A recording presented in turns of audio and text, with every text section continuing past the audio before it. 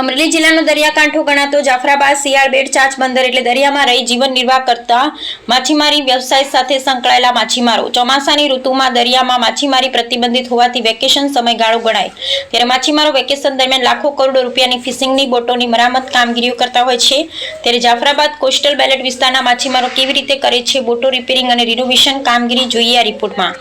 હાલ જાફરાબાદના દરિયાકાંઠે મોટી સંખ્યામાં તમામ બોટો કિનારે લાંગરેલી જોવા મળી રહી છે। જાફરાબાદ શિયાળબેટ ચાંચ બંદર સહિતના દરિયાઈ ખેડૂતો માછીમારી કરી પોતાનું જીવન નિર્વાહ કરતા હોય છે જ્યારે ચોમાસાની ઋતુ દરમિયાન સરકાર દ્વારા દરિયામાં માછીમારી પ્રતિબંધિત હોય આથી જાફરાબાદ પંથકની 700 જેટલી બોટો કિનારે લાંગરેલી જોવા મળી રહી છે। આ વેકેશન દરમિયાન માછીમારી વ્યવસાય સાથે સંકળાયેલા ખારવા સમાજ અને કોળી સમાજના માછીમારો પોતાની બોટોને રિનોવેશન કામગીરીઓ હાથ ધરતા હોય છે। નવી બોટો તૈયાર થતી હોય છે તો જે બોટોમાં લાંબો સમય સુધી ફિશિંગ કરેલી માછલીઓ બોટમાં સલામત રહી શકે તેવા કોલ્ડ સ્ટોરેજ માછીમારી કરવાની જાળીઓ રિપેરિંગ સહિતની બોટની નાની મોટી કામગીરીઓ બંધ ખાતે જોવા મળી રહી છે।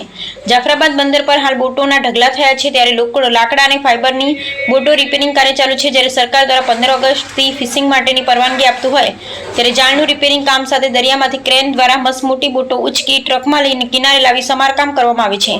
દરિયા વચ્ચે જીવન નિર્વાહ કરતા માછીમારો હાલ વેકેશન ગાળી રહ્યા છે પણ હાલ 150 થી 200 જેટલી બોટમાં સમારકામ શરૂ છે અને 15 ઓગસ્ટથી કિનારે લાંગરેલી બોટો ફરી દરિયો ખેડવા જશે અને માછીમારી વ્યવસાય ફરી ધમધમતો થશે।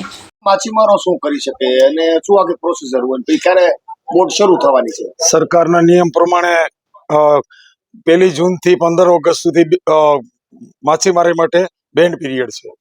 આ દરમિયાનમાં બોટો ક્રેનથી ઉપર લેવી, જાળો રિપેરિંગ કરવી, બોટોમાં કઈ નાનું મોટું રિપેરિંગ હોય રિપેરિંગ કરવું, એન્જિનમાં રિપેરિંગ હોય, આ બધું વર્ક આ સમય દરમિયાનમાં થાય અને એ પછી અમારે ચોમાસામાં લગ્ન ગાળો હોય, અમારે માછીમારોને વધારે પડતા ચોમાસામાં જ લગ્ન થાય એટલે આ વ્યવહારિક કામો, લગ્ન પ્રસંગો આ બધું કરવાનું થાય।